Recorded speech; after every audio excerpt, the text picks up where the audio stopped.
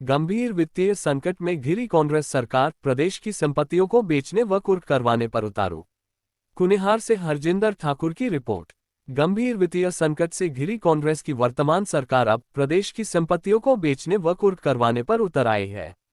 कुनिहार में आयोजित प्रेस वार्ता में भाजपा के जिला सह मीडिया प्रभारी इंद्रपाल शर्मा ने कहा कि एक और प्रदेश के कर्मचारियों व पेंशनरों के 11,000 करोड़ से अधिक बकाया राशि की देनदारियां है। इसके बावजूद सरकार अपने दर्जनों चहेतों को कैबिनेट मंत्री के दर्जे देकर उन पर हर माह करोड़ों रुपयों का अनावश्यक खर्चा कर रही है।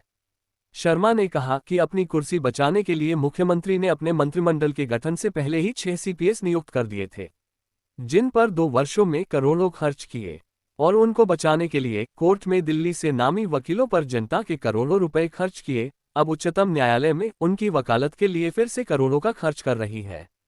शर्मा ने कहा कि हाईकोर्ट के द्वारा दिल्ली में हिमाचल भवन को कुर्की करने व पर्यटन निगम के 18 होटलों को बंद करने के आदेशों से हिमाचल प्रदेश की बदनामी हुई है, जो बहुत ही शर्म की बात है।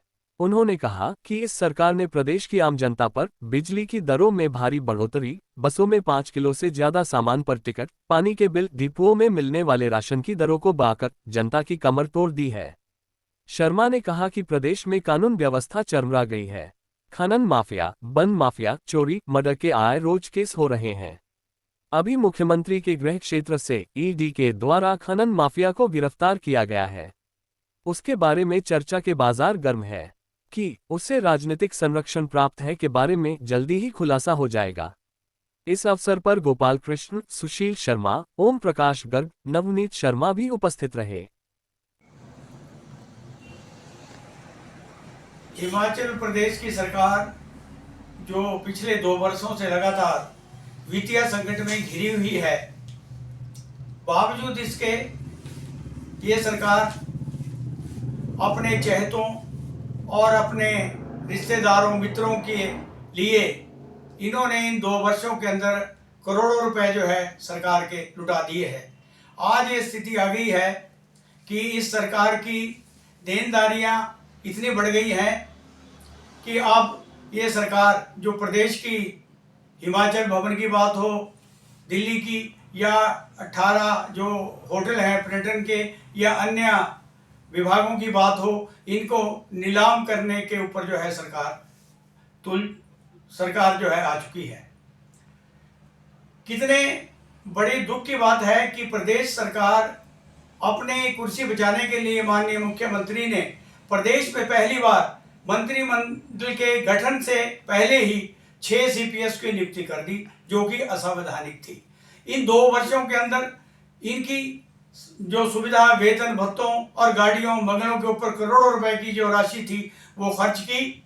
और उसके बाद जब ये न्यायालय में केस चला और अभी हाल ही में न्यायालय में सरकार ने, माननीय उच्च न्यायालय ने जो है इनको इनके पदों से वंचित कर दिया।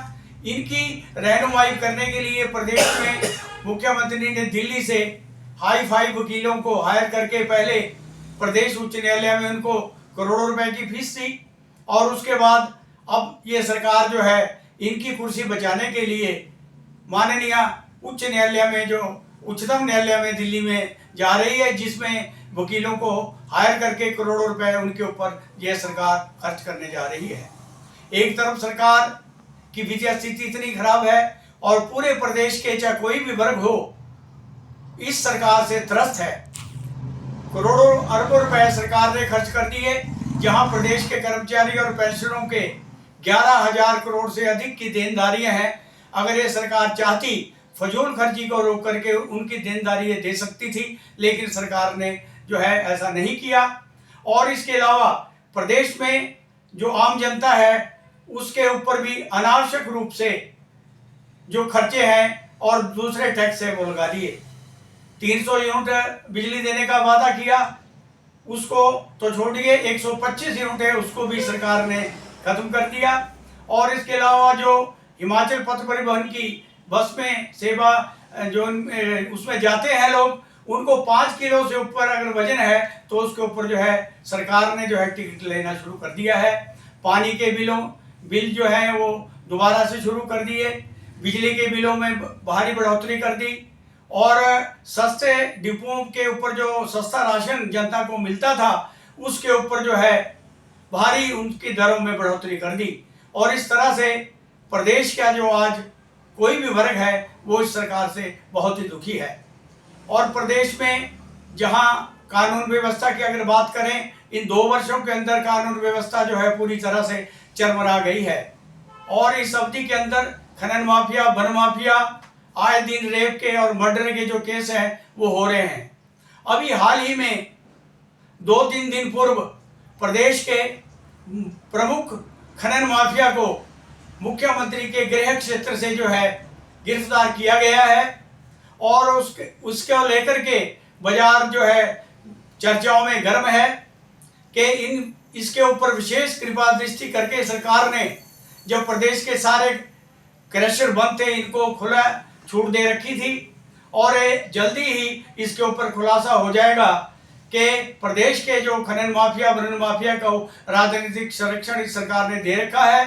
और जो प्रदेश के कर्मचारी अन्य वर्ग है उनके साथ सरकार जो है छलावा कर रही है।